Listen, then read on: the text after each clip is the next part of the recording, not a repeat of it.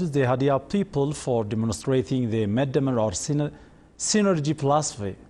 The Premier has held discussion with residents of Hosaina town. Let Race has more on that.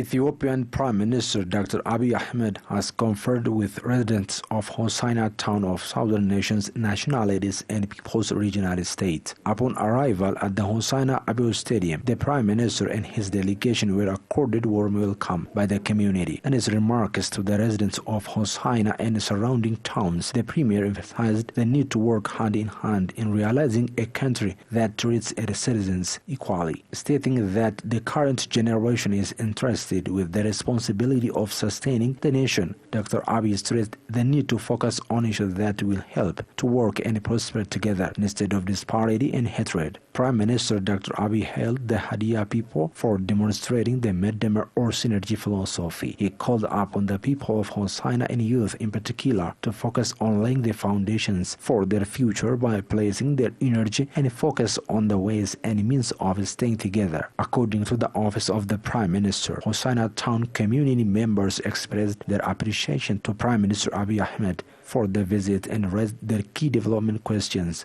during the town hall discussion, raising requests in infrastructure development, healthcare, and agro-processing investments to facilitate job creation. They reiterated the will of Hadia people to continue exercising their timeless practice of raising their questions non-violently. Prime Minister Abiy emphasized the need to address any grievances in a balanced way, without destruction of common assets and values. He also appreciated the people of Hosaina for their wisdom and focus to stay united within the region. He called upon Ethiopians from Hosaina and the South African diaspora to engage in large-scale investments by pooling their resources together. Responding to their infrastructure requests, the Premier gave direction to the Minister of Health, Agriculture and Director General of the Roads Authority, who were part of the delegation, to undertake studies that will assess the key sectorial issues raised by the community members. Vice President of the Oromo Regional State, Shimallis Abdisa, noted that the Recha Peace Run are arranged to signify peace and unity among people. Participating more than 50,000 people, the Great Run carried out to promote peace. Fakadu Brown reports. Horo Finfinne Recha Peace Race has been successfully undertaken in Finfinne City. More than 50,000 people and 500 athletes have participated on the race. Higher regional and federal government officials, politicians, activists, Abba Gadas and other sections of society have attended the event. The race was opened by Abba Gadas' blessing. On the event, Vice President of the Oromia Regional State, Shimallis Abdisa, said Oromo people has been returning to its original place after a struggle of many years. Oromo Bagagese. Your Excellency Abba Gadas and all people of Oromo, happy Recha Festival. Now we have returned to our origin, where we had displaced from it before many years. Oromo has reached here by making great struggle and sacrifices, so this is our great victory. The President added that this kind of race had been undertaken by the former athletes to show how Oromo is strong enough to win every race.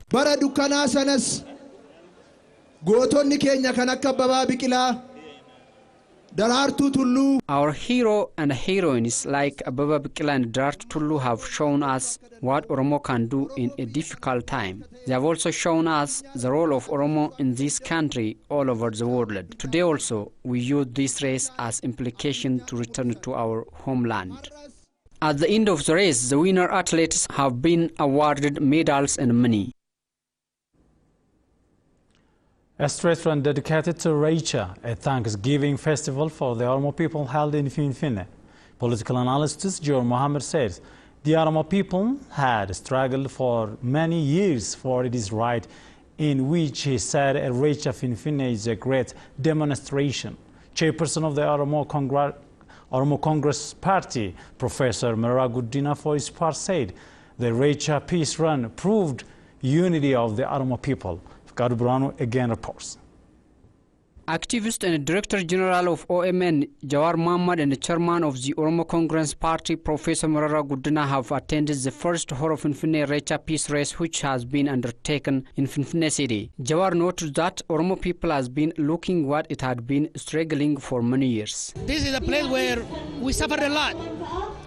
15 years ago, our elders like Bulcha and Meksa came out here to protest the removal of Oromia's capital from here to Adama. The dictatorial government beat those old people and humiliated them. 3 years ago, our people came out here to support, to protest against the master plan. They were humiliated. Today we won. And here we are celebrating Irrecha peacefully with the nationality of this country, and we are very happy. It shows how far we have come over last year. Chairman of the Oromo Congress Party, Professor Marara Guddina, for his part, underscored that the struggle of Oromo people has been stepping forward, adding strengthening unity is crucial in this regard. Previously, it was even difficult to celebrate Irrecha festival at Bishoftu. Now we are going to celebrate in Finfinne city. This shows Oromo struggle is stepping forward. So all our people and youth should strengthen their unity to sustain the outcome of their struggle. Professor Marara called on all stakeholders to play their level best in order to register Irrecha value on UNESCO. All should work their homework, scholars should play their role, and government bodies should also play their share to sustain the started struggle to fully answer questions of Oromo people. Nations, nationalities, and the people of the country should also take this culture as their culture because it is property of this country and can play greater role in uniting people of the country. He also called upon people of the country to celebrate the upcoming Irrecha festival with Oromo people peacefully. Meanwhile, participants of Irrecha Peace Run stated that celebrating Irrecha after 150 years in the capital Finfinne is a great historical achievement for the Oromo people. Irrecha Peace Run held in Finfinne through participating more than 50,000 people. Addis Azafa.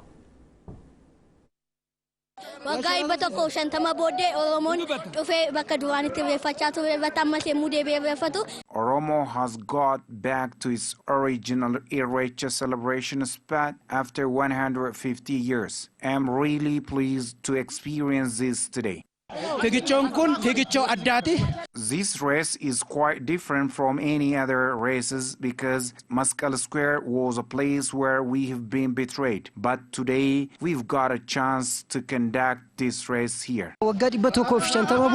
We are really happy because Irrecha is going to be celebrated in Finfinne after 150 years. The race that we're going to partake is quite extraordinary. It's dedicated to Irrecha festivity.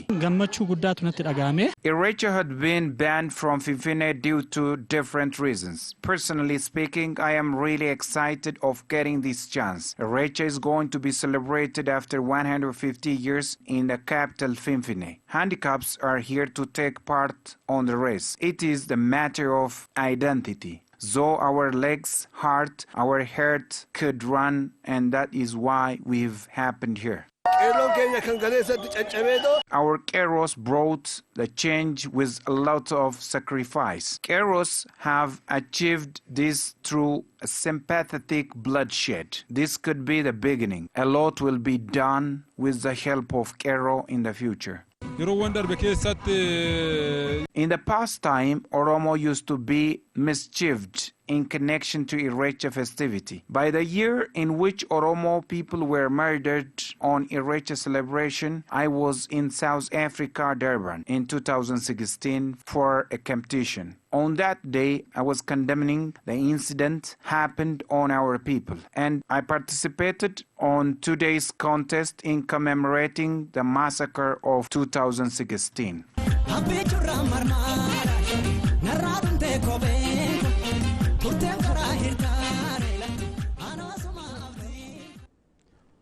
Residents of Yabulu town of Burunazon said celebrating Irrecha and Finfinne yet again after 150 years is a huge victory for the Oromo people. Aklu Gabro has compiled the detail.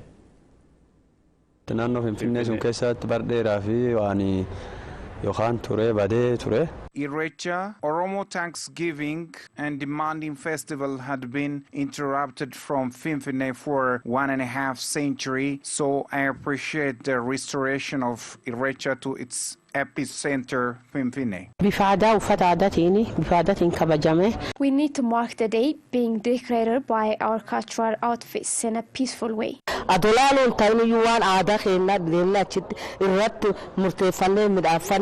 It is the way in which we manifest our beautiful culture, so we all have to be present on the event physically.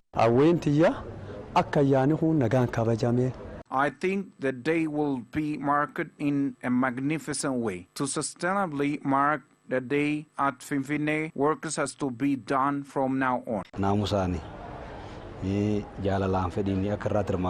Celebrating Irrecha at the very place where our great forefathers celebrated and interrupted for years due to political segregation is a great victory for Oromo people. Oda Integrated Share Company has inaugurated 2 fuel distribution stations built at Galan Town, which, with the presence of the Oromo Regional State Vice President Shimalisa Abdisa. Manager of the share company, Sherus Dalaka, said that the inaugurated stations were among the 10 stations which are being built by the company. It was mentioned that the station would provide fuel for different factories. Oda Integrated Share Company goes beyond distributing fuel and plays its own role in internationally branding Oda that had great respect among the Oromos.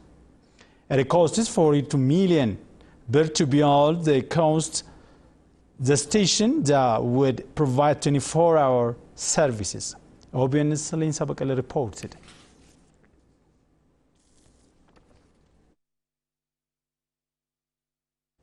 Many thanks for joining us. That's all for now. Up next, I will journey with our weekly program Peak of the Week. Stay tuned.